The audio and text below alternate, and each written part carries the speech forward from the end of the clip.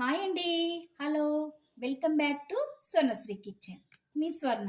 అందరు ఎలా ఉన్నారు? బాగున్నారా? మేమైతే చాలా చాలా బాగున్నాం. మీరందరూ కూడా బాగుండాలని నేను మనస్ఫూర్తిగా అయితే కోరుకుంటున్నానండి. ఈరోజైతే మన స్వర్ణశ్రీ కిచెన్లో గులాబ్ జామ్ తయారు చేస్తున్నాను. ఈ గులాబ్ జామ్లు టిప్ తోటి చేసి చూపిస్తాను. చాలామంది ఈ గులాబ్ జామ్లు తయారు చేస్తే లోపల ఉండకట్టిస్తూ ఉంటుంది కదా, ఇంకా క్రాక్స్ కూడా వస్తాయి. అలా రాకుండా ఉండాలంటే నేను చెప్పే విధంగా మీరు చేసుకోండి. జ్యూసీగా ఎంతో సాఫ్ట్గా టేస్టీగా అయితే ఉంటుంది. నేనైతే రెడీమేడ్ గులాబ్ జామ్ మిక్స్ పొడి అయితే తీసుకున్నాను అన్నమాట. చాలా బాగుంటుంది. ఇంకా మీరు ఏదైనా కంపెనీ తీసుకోవచ్చు. ఎంటీఆర్ అయితే నేను తీసుకున్నాను. ప్యాకింగ్ కట్ చేసుకున్న తర్వాత గులాబ్ జామ్ని ఇలా బౌల్లో వేసుకొని మనం ఏ కప్ తోటి అయితే తీసుకుంటున్నామో ఆ కప్ తోటి కొలత అయితే తీసుకోవాలి. ఇలా ఒకటిగా వేసుకోవాలి.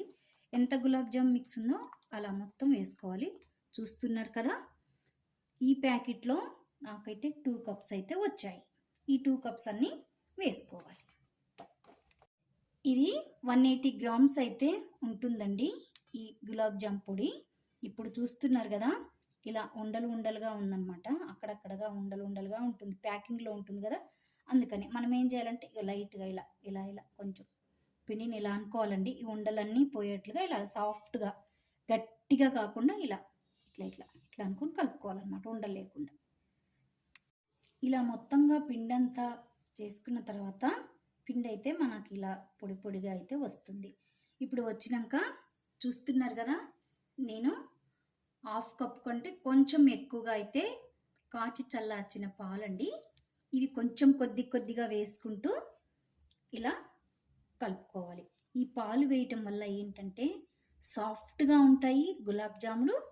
టేస్ట్ కూడా చాలా అంటే చాలా బాగుంటుంది. ఇలా కొద్దిగా వేసుకుంటూ, గట్టిగా ప్రెస్ చేయకూడదండి. చపాతీ పిండిని ప్రెస్ చేసుకుంటూ కలుపుకున్నట్టు కలుపుకోకుండా, చూపిస్తున్నాను కదా, ఇలా వేళ్లతోటి మాత్రమే ఇట్లా కలుపుకోవాలి. ఇలా కలుపుకుంటూ ఉండని మనం ముద్దగా చేసుకోవాలి. చూసారు కదా, ఉండ ఈ విధంగా మంచిగా కలుపుకోవాలి. గట్టిగా ప్రెస్ చేసి కలుపుకుంటే గులాబ్ జాములు అంత సాఫ్ట్గా రావు, ఇంకా మధ్యలో ఉండ కట్టేస్తుందండి. ఇలా అన్నమాట. ఇట్లాగే ఎయిర్ గ్యాప్స్ వస్తాయి. చూస్తున్నారా, ఇట్లా ఎయిర్ గ్యాప్స్ వచ్చేలాగా మనం గులాబ్ జామ్ పిండిని మంచిగా కలుపుకోవాలి. అప్పుడు మాత్రం సాఫ్ట్ అంటే సాఫ్ట్గా ఉంటాయి. ఇలా కలుపుకున్న పిండిని మనం ఒక 5 మినిట్స్ టు 5 మినిట్స్ పక్కకైతే పెట్టుకోవాలి. ఆ పిండిని పక్కకు పెట్టేసుకున్న తర్వాత మనం ఒక బాండీ తీసుకొని, ఒక కళాయి తీసుకొని చక్కెర పాకాన్ని అయితే ప్రిపేర్ చేసుకోవాలండి. మన గులాబ్ జాముల కోసం చక్కెర పాకాన్ని అయితే ప్రిపేర్ చేసుకోవాలి. చక్కెర పాకాన్ని ప్రిపేర్ చేసుకోవటానికి ముందుగా నేనైతే ఒక కళాయి పెట్టేసుకున్నాను స్టవ్ మీద. 4 కప్స్ చక్కెర అయితే తీసుకోవాలండి. ఇలా షుగరు, చక్కెర ఈ మోతాదుల్లో మీరు తీసుకోండి. ఎందుకంటే పిండి 2 కప్స్ పిండి వచ్చింది కదా మనకి గులాబ్ జామ్ పిండి, అందుకోసం ఇలా కొలతతో వేసుకోవాలి. అప్పుడు చక్కెర పాకం మంచిగా ఉంటుంది, మనకి సరిపోయేంతగా ఉంటుంది. ఇప్పుడు ఇవన్నీ వేసుకున్నాక గ్యాస్ స్టవ్ అయితే ఆన్ చేసుకోవాలండి. చక్కెర పాకం అంతా, చక్కెర అంతా కరిగేలాగా మనకి మంచిగా ఇలా కలుపుకుంటూ పాకం అయితే రెడీ చేసుకోవాలి. అంటే పాకం అంటే మనకి తీగ పాకం అట్లా అవసరం లేదండి. చక్కెర అంతా బాగా కరగాలన్నమాట. అప్పుడు ఇలా కలుపుకుంటూ చక్కెర అయితే కరిగించుకోవాలి. ఇగోండి, చక్కెర పాకం అంతా ఇలా కరిగిపోయినాక ఒక్క 5 మినిట్స్ అయితే మరిగించుకోవాలి. 5 మినిట్స్ మరిగించుకుంటే చాలండి చక్కెర పాకం ఇది. ఈ లోపల మనం ముందుగా పిండి కలిపి పెట్టుకున్నాం కదా, ఉండలను అయితే చేసుకుందాం. పిండిని తీసి చూద్దామండి ఎలా వచ్చేసిందో. చూస్తున్నారు కదా, చాలా అంటే చాలా సాఫ్ట్ అయింది. 5 మినిట్స్ 10 మినిట్స్ చాలండి. ఇగో చూస్తున్నారా, మంచి ఎయిర్ గ్యాప్స్ అయితే ఇగో చూస్తున్నారు కదా, ఇలా రావాలండి. ఇలా వస్తే మన గులాబ్ జాములు పర్ఫెక్ట్గా అయితే వస్తాయి. మరొకసారి ఇలా చేసినాక తీసుకున్నాక ఒకసారి ఇట్లా ప్రెస్ చేసుకుంటూ లైట్గా కలుపుకోండి. చూడండి ఇలా కలుపుకున్న తర్వాత చిన్న చిన్న ఉండలను తీసుకుంటూ ఇలా ఫస్ట్ ఇలా అనుకోవాలన్నమాట. ఇలా అనుకున్నాక కొంచెం ఆయిల్ ఇట్లా అప్లై చేసుకొని అరచేతులకి 2 ఏళ్ళ మధ్యలో మనకు కావాల్సినంత ఉండైతే ఇట్లా పెట్టుకొని చూస్తున్నారు కదా, ఎక్కువ ప్రెస్ చేయొద్దండి, లైట్గా ఇలా ప్రెస్ చేయాలన్నమాట. ప్రెస్ చేసుకుంటూ లైట్గా ఇట్లా ఇట్లా ఉండనైతే మనం మంచిగా సాఫ్ట్గా అయితే వచ్చేవరకు ఇలా ఉండనైతే మనం చుట్టుకోవాలి. అప్పుడు మాత్రమే నేను చెప్పిన ఈ టిప్స్ తోటి మీరు కూడా చేసినారంటే సూపర్ అంటే సూపర్గా అంటే వస్తాయన్నమాట మన గులాబ్ జాములు. చూస్తున్నారా ఎంత సాఫ్ట్గా అంటే అంత సాఫ్ట్గా వచ్చినాయి. ఉండని ఇలా కట్టుకునే విధానాన్ని బట్టి మన గులాబ్ జాములు బాగా వస్తాయి అన్నమాట. ఇలా అన్ని ఉండలు కూడా ఇలాగే చుట్టేసుకోవాలి. కావాల్సినంత తీసుకోండి. కొంచెం ఎక్కువగా మేము గులాబ్ జామ్ మాకు కొంచెం పెద్ద సైజులో ఉంటే ఇష్టము అంటే అలా కూడా చేసుకోవచ్చు. చిన్న గోలీ సైజు ఎంత అయితే నేను తీసుకుంటున్నాను. ఇవి ఆయిల్లో వేసి వేయించుకున్నప్పుడు ఏమవుతుందంటే కొంచెం పెద్దగా అవుతాయండి, అందుకని ఇలా చిన్నగా తీసుకోవాలి. పాకం చూస్తున్నారు కదా, బబుల్స్ అయితే బాగా వస్తున్నాయి. ఇప్పుడు మనకు పాకాన్ని పర్ఫెక్ట్ అంటే పర్ఫెక్ట్ అయిపోయింది. మంచి ఫ్లేవర్ కోసం ఇలాచి పొడి అయితే వేసుకున్నాను. పాకాన్ని బంద్ చేసుకుందాం, ఆఫ్ చేసేసుకుందామండి. ఇంతే ఈ పాకం. ఇప్పుడైతే ఉండలు చుట్టేస్తున్నాను. ఉండలు చుట్టేసినాక వీటిని కాల్చుకుందాం. ఇలా ఉండలన్నీ కూడా ఇలాగే మొత్తం ఉండల్ని చుట్టేసుకోవాలి.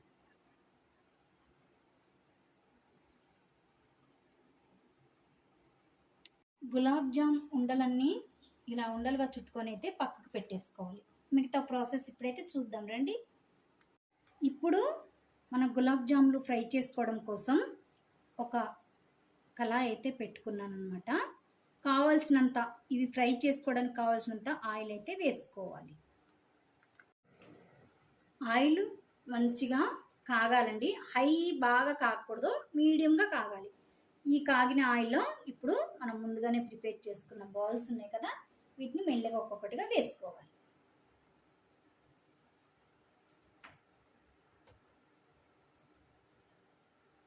ఇలా వేసుకున్న గులాబ్ జాముల్ని మనం గరిటెతో కలపొద్దండి. ముందుగా ఇలా అనుకోవాలి. ఇలా ఫస్ట్గా ఇలా ఇలా కళాయిని ఇట్లా అనుకుంటే అప్పుడు గులాబ్ జాములు మంచిగా మనకి ఆయిల్ పట్టేస్తుంది. కాలిన ఇలా ఒక పక్క మంచిగా ఫ్రై అయినాక చిన్న స్పూన్ తోటి ఇలా అనుకోండి. అప్పుడు మంచిగా మనకి ఉండలు అయితే మంచిగా కాలుతాయి అన్నమాట. రెడ్గా రావాలండి, మంచిగా ఎర్ర రంగులోకి అయితే మనం గోల్డెన్ కలర్, డార్క్ గోల్డెన్ కలర్లోకి అయితే వచ్చే వరకు ఈ ఉండల్ని వేయించుకోవాలి. ఎంతో ఇప్పుడే చాలా అంటే చాలా తిప్పుతుంటేనే సాఫ్ట్గా అయితే ఉన్నాయండి, ఎంత బాగున్నాయి అన్నమాట. ఈ టిప్స్ తోటి మీరు కూడా తప్పకుండా ట్రై చేయండి. చూస్తున్నారు కదండి, ఇలా మంచిగా ఎర్రగా అయితే కాల్చుకోవాలి. ఇలా గరిటెతోటి తీసేసుకోవాలండి. తీసేసుకున్న గులాబ్ జామ్ ఉండల్ని పాకంలో డైరెక్ట్గానే వేసుకోకూడదన్నమాట. ఇలా తీసుకొని ఒక ప్లేట్లోకి వేసుకోవాలి. వేసుకున్న 1 నిమిషం పాటు ఉంచుకొని పాకంలోకి అయితే వేసుకోవాలి. ఇలా అన్ని బాల్స్ని కాల్చేసుకోవాలి కదా. ఇలా మంచిగా ఫస్ట్ వేయగానే కదపకూడదు.